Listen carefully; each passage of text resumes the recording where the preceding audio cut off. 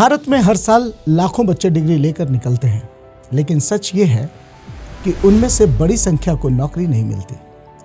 Private universities हर शहर में खुल रही है, फीस बढ़ रही है, इंफ्रास्ट्रक्चर चमक रहा है, लेकिन एक सवाल है जो हर युवा के मन में है, वो ये कि क्या हम सच में एजुकेटेड इंडिया बना रहे हैं या सिर्फ सर्टिफाइड बेरोजगार क्रिएट कर रहे हैं। आज का स्टूडेंट कंफ्यूज्ड भी है, पेरेंट्स भी दबाव में है और सिस्टम सवालों के घेरे में है। इस एक सच को समझने के लिए आज कांके टॉक्स पर हमारे साथ हैं साईनाथ यूनिवर्सिटी के vice chancellor doctor SP Agrawal. आज बात होगी डिग्री वर्सेस स्किल की, प्राइवेट यूनिवर्सिटीज की सच्चाई की, AI के दौर में एजुकेशन के भविष्य की और उस गैप की जो क्लासरूम और कैरियर के बीच है। यह कोई सामान्य बातचीत नहीं है, यह है एजुकेशन सिस्टम का पोस्टमार्टम। मैं हूं आपका होस्ट और आप देख रहे हैं कांके टॉक्स, जहां हम सिर्फ कहानियां नहीं सच सामने लाते हैं। किसी भी सिस्टम को समझने से पहले उस इंसान को समझना जरूरी होता है जो उसे भीतर से देख चुका हो।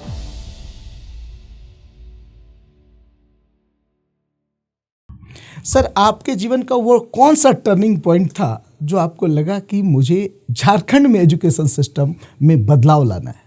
देखिए, अगर मैं बहुत स्पष्ट कहूँ तो थोड़ा कड़वी एक बात लगेगी ज़रूर, लेकिन जब आपने हकीकत और सपना दो वर्ड यूज़ किए हैं, मैंने देखा कि गुड़गांव में, दिल्ली में, NCR रीजन में जो बच्चे हैं वो अपनी एक डिग्री की मोहर चाहते हैं कि बिहार के बच्चे की 10+2 अगर यहाँ से हुआ है तो ग्रेजुएशन उनका फरीदाबाद से, गुड़गांव से, आपका नॉलेज पार्क ग्रेटर नोएडा से हो जाए। तो मुझे फील आया कि झारखंड में बच्चों का पलायन हायर एजुकेशन के लिए बहुत बड़े लेवल पर हो रहा है और इसको गुड़गांव, NCR, बंगलौर, बॉम्बे के लोग एक कैचमेंट एरिया के तौर पर, अगर कहूँ तो चारागाह के तौर पर इस्तेमाल कर रहे हैं कि यहाँ के बच्चों को उधर लेके जाएं।